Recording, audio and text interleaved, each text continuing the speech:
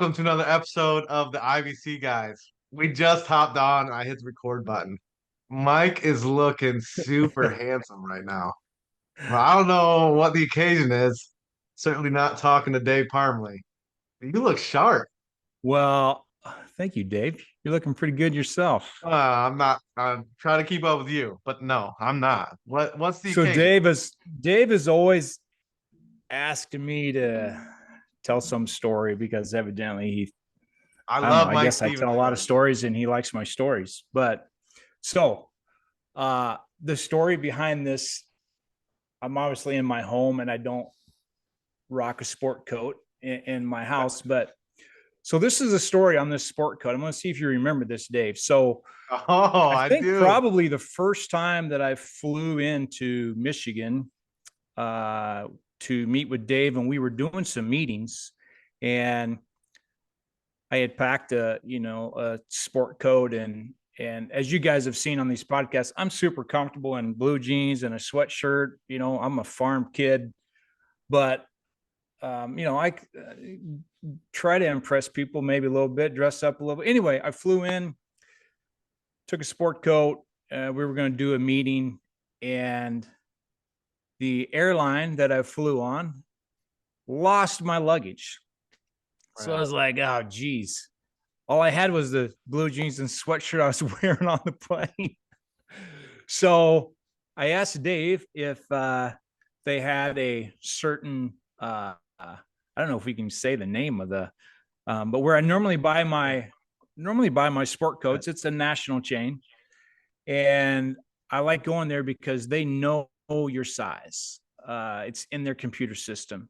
And normally, when I go in one of these places, I have a very unique size. I mean, I'm fairly tall, but I have crazy long arms, and I can't get a sport coat. Normally, a sport coat fits me like this. Yeah. I have to get not just long. I think this is an extra long, Yeah. which they don't carry because no one buys them because I'm just weird, I guess. So we go into this place and I'm just hoping they have one. Do you remember how many they had, Dave? Two, if I remember. They They had had two two. sets. They Yeah. had two. And long story longer on this, I didn't have a shirt. I actually bought this shirt Yeah, and I this read sport that. coat Yeah. for the presentation. And normally these sport coats are, I mean, I don't buy Armani suits, I'm pretty cheap, but normally these sport coats are like $250, somewhere in that ballpark. Yeah. Do you remember what this one was? It was on clearance. They probably had it like nobody is going to buy this I stupid thought you were long. gonna forget that part of the story. If I remember, it was like $24 or something like that. Is It that was correct? 15 15, even cheaper. Okay. $15 for this. Hey, I think the shirt was like 40, when you but the fly sport into coat Grand was, Rapids, we treat our guests well. So it was just a welcome to GR gift. That's all. No, I think you were at the, if I remember, you were at the register and can you check that again? I got $15 or whatever it I thought was. it was a joke. Like, how can this be $15? But yeah, it's a Hey, $15 well, sport coat. Anyway, you're so still there's rocking a, it. You a look dumb good. story that the encounters that Dave and I have experienced. But Well, anyway, yeah, I don't know so if I would have been able to pick that out had you said, "Hey, do you remember this?" It would have taken me a minute, but now that you tell that, I absolutely do. We went straight from the airport there because I think we had the meeting that day. Oh, yeah, we did. We went to the airport before, or from the airport before we even went back to your house to stop into this place. So I like well, this place again. I don't know if we can say their name. I don't know all that garbage, but it's been. I've gone to places before. Tanya and I, my wife and I, were flying to a place in Dallas, and there was a kind of a black tie event type thing. A very nice event that she obviously brought a dress, and I was supposed to have a black sport coat, and got to Dallas and left my sport coat hanging in the back of my truck on one of those little hooks, in the back yeah, seat. yeah, When I pulled into the airport, I left it, yeah. grabbed the bags. So here I am in Dallas and have no car, have no sport coat, no tie, no nothing. And I called this place. They have my sizes, and I'm like, This is what I need. And they brought it right to my hotel. And they not only Wow. brought it to my hotel, they brought me like 3 or 4 options, different colors, shirt, whatever. They're fantastic too. Anyway, so Well, for people that don't know you as well as I do, this is a great example of how important Mike Stevens is.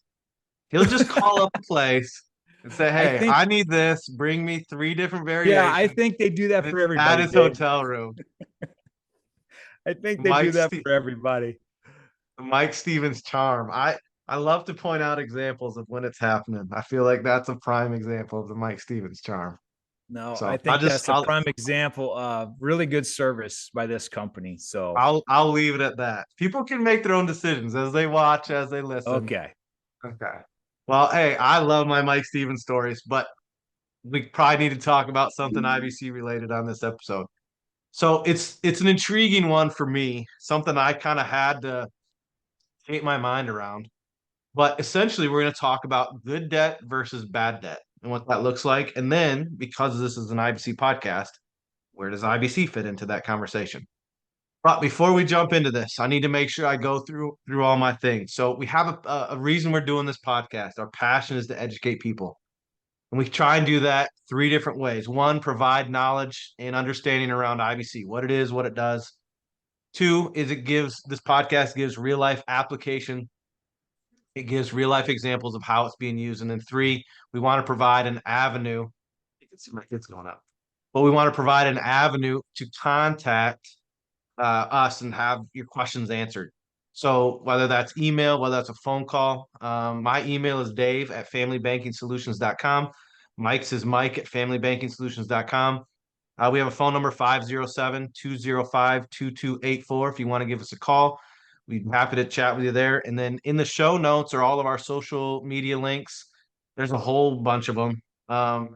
We would like, subscribe, do all those things to help get the podcast out there. But there's also a Calendly link if you want to put yourself on our schedule. We'd be happy to chat with you. Essentially, what we do all day, every day, and we really enjoy doing it, is just talking to people about IBC. We wholeheartedly believe this is the best mechanism that you can use to secure legacy building wealth.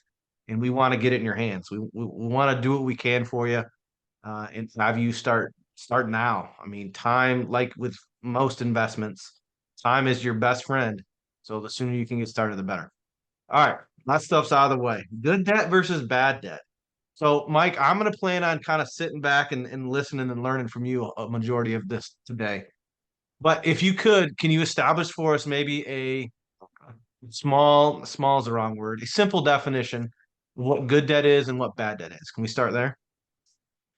Sure. And I think, first of all, we should define what an asset is versus a liability. Okay. And what an asset is something where you have invested capital, land, what have you.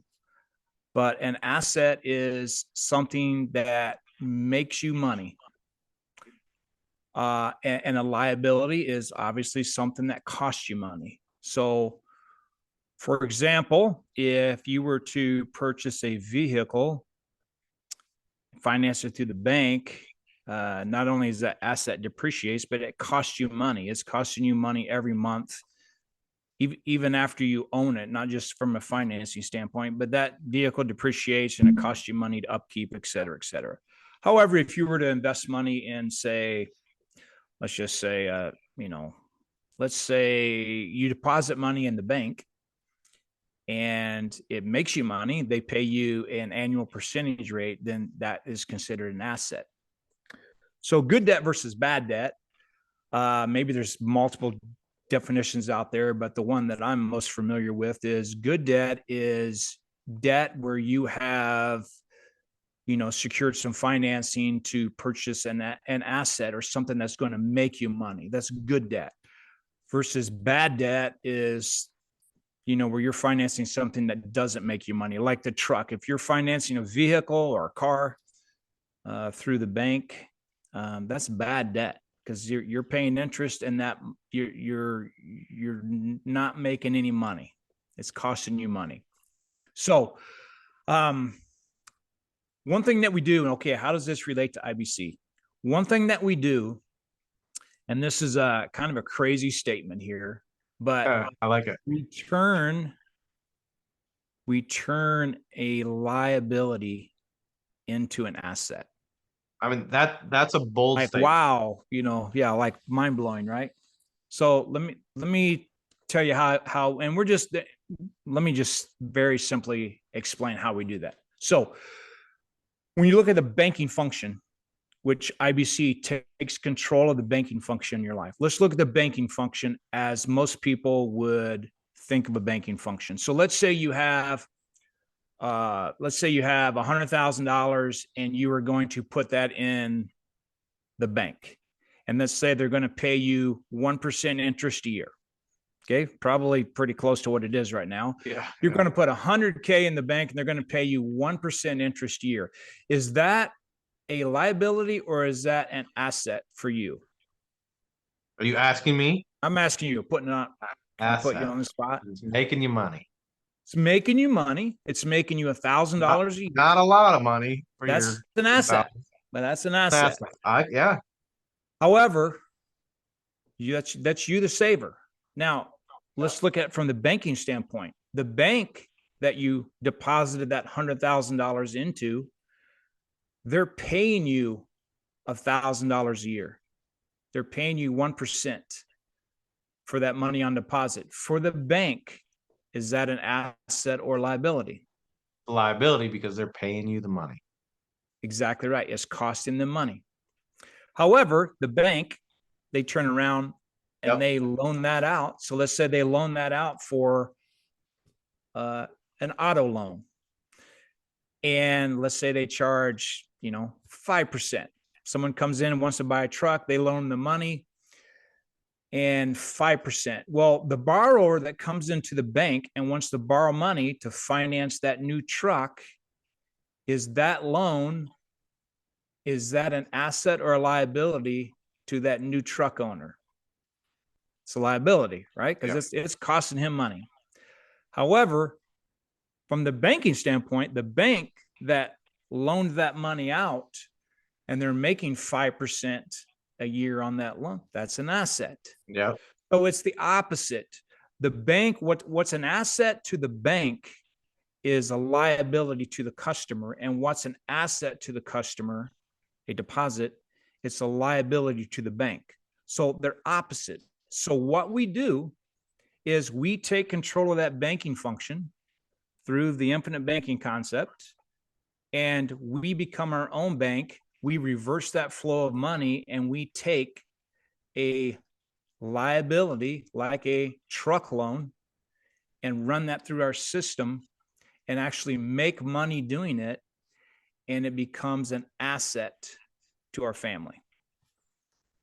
So that's, again, we're kind of not really getting into the weeds of how that works, and we have another podcast on specifically how that works with a truck or with a vehicle, and you can go check that out. I don't even know what that title that podcast is, but It's in there. we can We go talk into about the detail truck on how that example. works. But what the infinite banking concept allows you to do is take certain liabilities and finance them yourselves through your own family bank and turn them into an asset.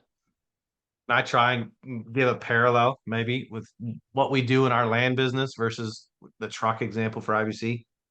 So we take hard money loans from investors. We have investors in our company, and that is a lie. Like I have to pay for that money. That's a liability. But when that money is used in our business, that earns us much more money than the cost of borrowing that money. So putting that money into our business and buying land and selling land, that makes enough to pay back any liability that exists. And then we keep the extra, put it back into the business and keep growing the business. With what we're saying, I believe, and you can correct me if I'm wrong, but a bank, there's a liability in paying you that 1%, but then they can turn around and they can make much more money loaning that out at a greater rate. So yes, they have a liability in paying you your 1%, but they're making 5%. And to your point in other podcasts, that's not a 4% difference. That's a 400% difference. There's a big mathematical understanding that needs to happen there. But by changing the mentality and becoming your own bank, you take that liability and turn it into an asset because you are now making that money that the bank would have made off of you. Is that an accurate statement? Absolutely. Yeah, Oh, that's good debt. If you're borrowing yeah. money, then turning it around and generating income that's making you money, that's good debt. And that's the whole topic of this episode. Yeah, is good debt versus bad debt. And good debt, like again, I'll use my our land business as an example. We bring in debt, like we owe investors the money, but that money is then taken and we make more. It pays the liability back off, and then we keep the extra, for lack of a better word, and put it in the business. And IBC allows you to do that with things that you are already spending money on. Mortgage payment. You're going to pay your mortgage. And again, you can get into home equity. I just use that one consistently because a lot of people have mortgages. But when you become your own banker, you take that, you have that money on the ledger, and then you still go pay your mortgage. But you are creating leverage of money that you would have otherwise lost that the bank would have gotten. So it becomes essentially a good debt versus a bad debt, for lack of a better term. Again, you stop me at any point. I tend to get rolling on these things because I get excited about them. But thoughts, additions, what's going through your brain? Well, it's good. I think that's a fairly straightforward explanation of what the IBC concept does and how you can turn a liability into an asset. And again, taking control of the banking function in your life is the number one thing you can do financially for your family. Number one, take control of the banking function. Everyone, I don't care what your occupation is, what you do for a living, what you do to generate income from your family, taking control of the banking function is the greatest thing you can do to impact your family financially. Banks always present themselves as convenient, and they want to be convenient because they want your money. But I would ask that people listening, watching, don't mistake that they are making billions of dollars off the money you are conveniently putting into their institutions. So our request is that you do some research, some study, start your own bank, put it in there, start reaping those benefits, keeping that money in the ledger, growing that thing exponentially over time, and continue to pay the bills, to pay the responsibilities that you were going to anyway, but become your own bank, earn that money that the banks would have earned off of you in that time span. So short episode. I don't think we have. I think we covered everything we wanted to. I don't think we have anything more, unless you have another Mike Stevens story. But we may have to limit it to one an episode. You have to think of the next one next time. It's a very prudent topic. So application. Do some research on good debt, bad debt. So, from my education background into this kind of entrepreneurial mindset that I've worked to shift, I'm still not quite there yet. But I had to spend a lot of time understanding what good debt is. There is certainly bad debt, but there is good debt. And that when you are creating a flow of money, even though you have a liability that needs to be paid. But then once that research is done, call us, give us a shout, email us, give us a phone call, find us on social media. We'd love to talk with you further about how IBC does fit into that. And I say that word purposefully. It's not a matter of if, it does fit into what you're doing already. But there is discussion to be had of how, what's the best way. It will, but that's where Mike and I come in. How can we best fit IBC into your world? And that's really ultimately your decision. We're just here to be your Sherpa, to be your guide in that. So, Mike, any thoughts on application, good debt, bad debt, IBC? Well, yeah, lots of thoughts, but not that we have time for. I'll narrow them down. Let's give us your top two. Well, one is get started.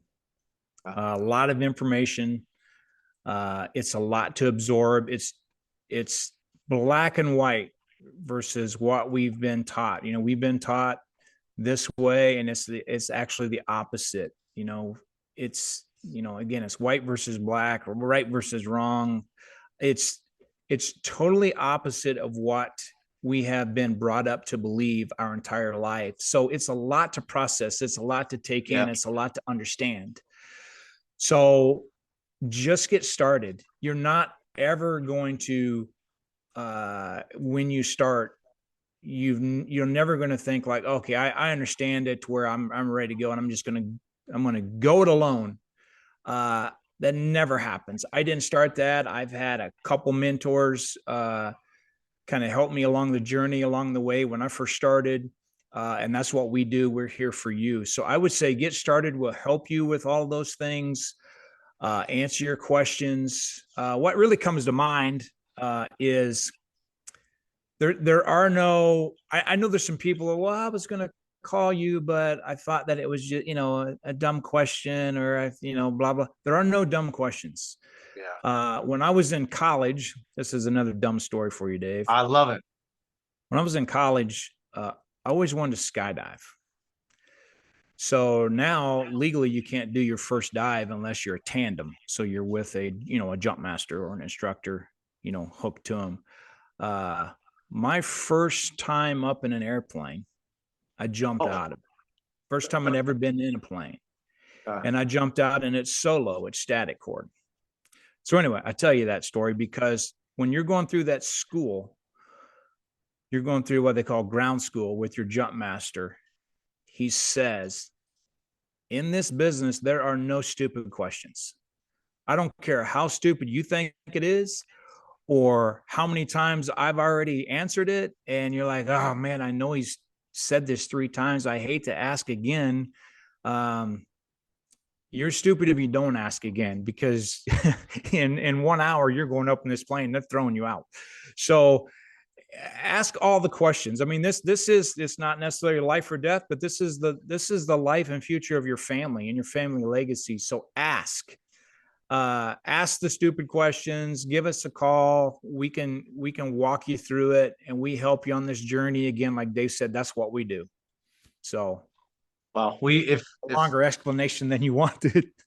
I was gonna say, people, if they're watching on YouTube, will probably notice my kids in the background. It's a snow day today, and we're just a couple of normal dudes whose families are home. I mean, Mike's family's not home; his boys are grown. But we're just guys that want to help people out. So I apologize for my kids in the background if apology is needed. But hopefully you see through that and just see we're Dave and Mike. We want to help with IBC. So I will say too, I have jumped out of an airplane. If that's not something you have done, if you're listening or watching, highly recommend it. It is a thrill. And if it takes us jumping out of an airplane to get you to start talking about IBC, call us up. We'll see if we can schedule it. But yeah, I did a tandem my first one, Mike. Did 11,000 feet. Only time I ever went and did it, and I would do it again. Just haven't had the right urging. So maybe someone's gonna give us a call, and that's what we have to do. I'll have to get that organized. But good debt, bad debt, IBC. Get started. Give us a call. Again, I don't want to beat a dead horse. All of our information is in the show notes. Dave at familybankingsolutions.com, Mike at familybankingsolutions.com. Get in contact with us. We'd be happy to talk with you. And uh, I like hanging out with Mike, so it's fun to do this. But hopefully, you're finding some application, some relevancy, and some education in all this. But we'll look forward to doing another episode here soon. I'll leave with this, Mike. You look super handsome in your sport coat, your $15 sport coat. I'm So, taking this off as soon as we're done with this. all right. Well, see everybody again soon.